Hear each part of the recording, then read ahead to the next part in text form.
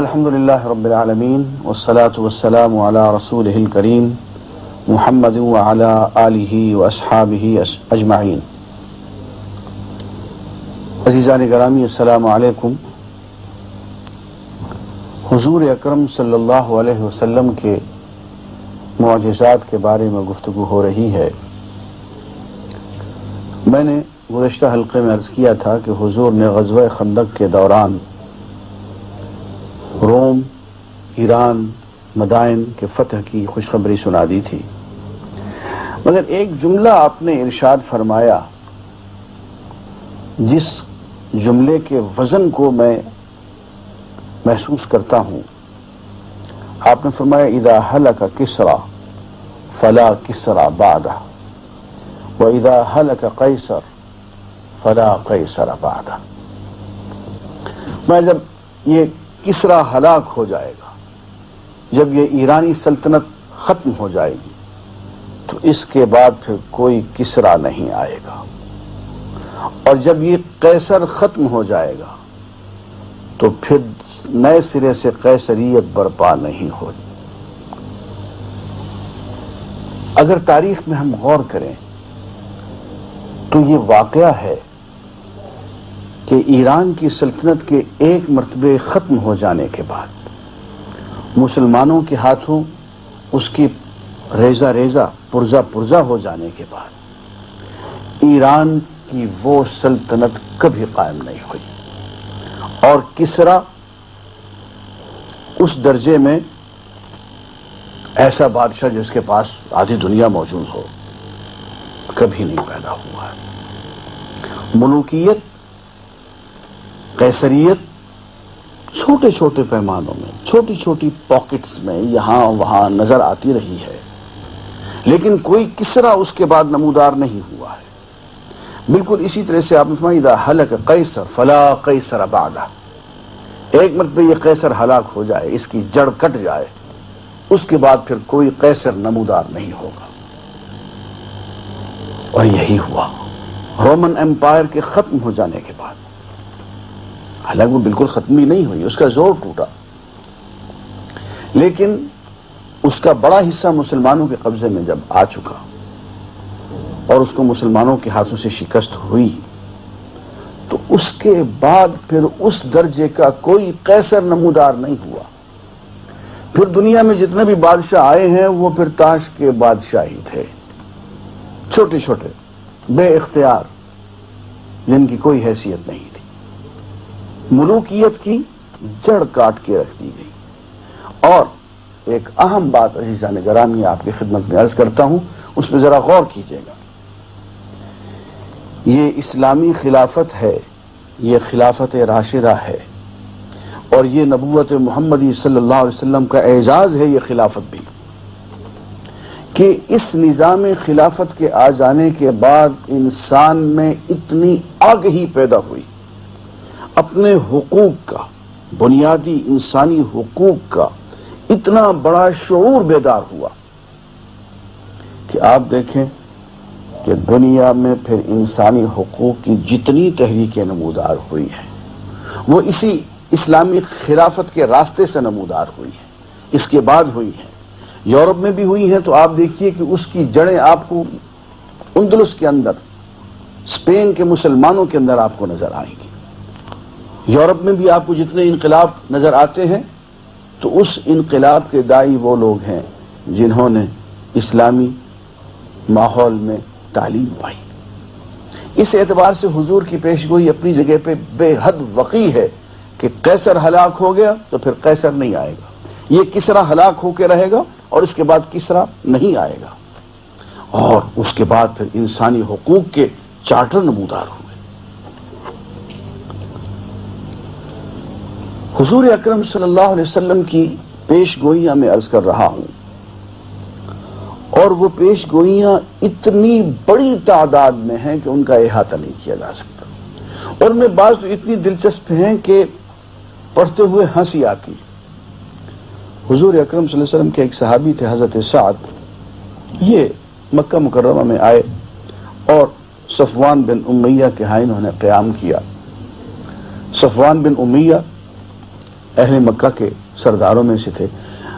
یہ شخص صفوان بن امیہ لے کے آیا ان کو کعبہ کے طواف میں.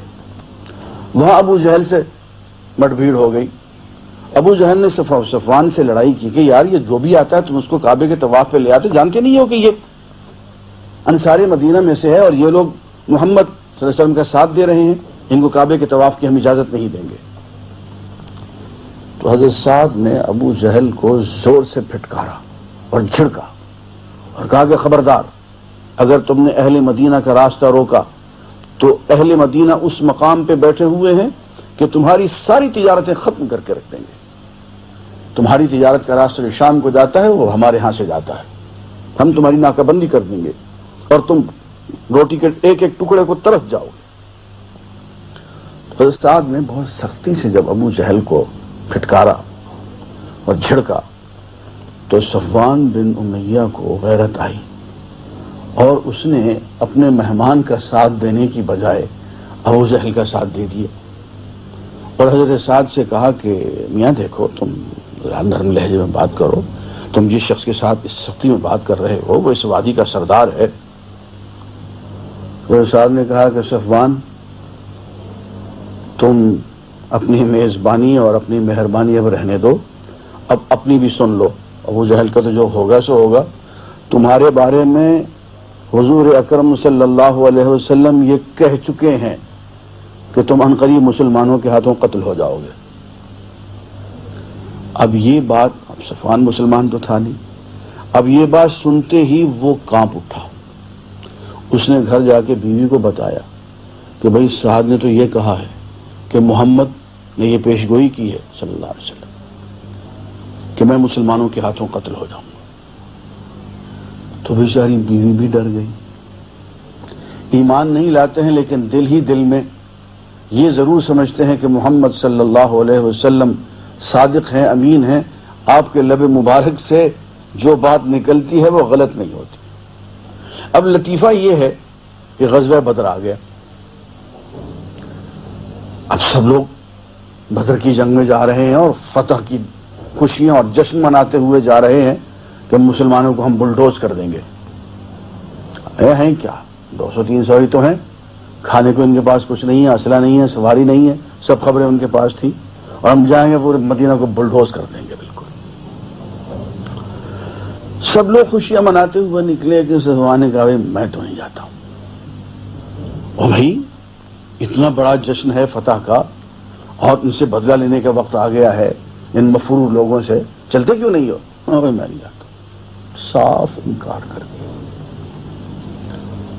ابو جہل نے ضد کی کہ صفوان تمہیں تو جانا پڑے گا, تم تو سرداروں میں سے ہو, تم تو سالاروں میں سے ہو. تو چاروں ناچار جب جانے لگا تو بیوی نے دامن پکڑ لیا اور اس کے الفاظ جو ہیں وہ تاریخی الفاظ ہیں. اس نے کہا صفوان جانتے نہیں ہو اس مدینے والے نے کیا کہا ہے, اور جانتے نہیں ہو کہ مدینے والا جو کہتا ہے وہ ہو کر رہتا ہے, خدا کے لیے نہ جاؤ. تو صفوان بن امیہ نے بار بار جانے سے انکار کیا, لیکن ابو جہل چونکہ اس کا بہت قریبی دوست تھا اور سردار بھی تھا, ضد کر کے اس کو بدر میں لے گیا. اور وہاں جاتے ہی نہ صرف صفوان بن امیہ بلکہ ابو جہل بھی دونوں کھیت رہے. اور اس میں ایک بہت مزے کی بات ہے. صفوان بن امیہ تو اپنی جگہ پر ہے. حضور اکرم صلی اللہ علیہ وسلم جب غزوہ بدر پہ تشریف لے گئے تو آپ نے یہ فرمایا میں ایک ایک شخص کے قتل ہونے کی جگہ دیکھ رہا ہوں. ابو جہل یہاں قتل ہوگا, صفوان وہاں قتل ہوگا, فلاں شخص عتبہ فلاں جگہ قتل ہوگا. ایک ایک جگہ کی قتل ہونے کی آپ نے لوگوں کو جگہیں بتا دی اور وہی ہو کر رہا. اور کیا حضور اکرم صلی اللہ علیہ وسلم نے اوروں کی تو کیا خود اپنی وفات کا بھی اعلان فرما دیا.